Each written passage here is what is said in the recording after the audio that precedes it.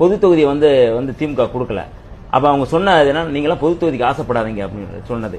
நீங்க எப்படி பொது வீதியில் நடக்காதீங்களோ, பொது குளத்தில் நடக்காதீங்களோ, அது போல சொல்லாடலாம் அந்த வார்த்தை. நீங்க வந்து பொது தொகுதி கேட்காதீங்க அப்படிங்கிறது. இது ஏன் நியூஸ் செவன்ல இதை ரெக்கார்ட் செய்கிற வன்னியரசர் யார் சொன்னார்கள் என்று சொன்னாலும் சரியானதாக இருக்கு. அது கலைஞர் தான் சொன்னாரு. நாங்க என்னன்னா இது என்ன எங்க இதாதானங்க திரு ஆதோ அர்ஜுன் அவர்கள் வந்து பாத்தீங்கன்னா அம்பேத்கர் புஸ்தக வெளியீட்டு விழால பேசினாரு. அதாவது ஒரு தலித் வந்து பாத்தீங்கன்னா ஒரு பொது தொகுதி அப்படிங்கிறதுல நிக்க விடாமே வந்து பாத்தீங்கன்னா திமுக பண்ணிக்கிட்டு இருக்கு. இதுல மட்டமான அரசியல் அப்படிங்கறத திமுக பண்ணுது. என்ன அப்படின்னா இங்க வந்து பாத்தீங்கன்னா எல்லாருமே சமம் சொல்றாங்க, அடிமைத்தனம் அப்படிங்கிறது கிடையாது அப்படிங்கிறது சொல்றாங்க. இதான் அவங்களோட கொள்கையாவும் இருக்கு. பட் ஒரு பொது தொகுதியில ஒரு தலித்தை நிக்க வைக்க முடியுமா? அதை கலைஞரே சொல்லியிருக்காரு அப்படிங்கிறத விடுதலை சிறுத்தைகள் கட்சியோட இவரே நிர்வாகியே சொல்லியிருக்காரு. நீங்களே புரிஞ்சுக்கோங்க. மக்களை வந்து லாஸ்ட் வர ஒரு முட்டாளா வச்சிருக்கிறதே வந்து பார்த்தீங்கன்னா திமுகவோட ஒரு வேலையாகி போச்சு.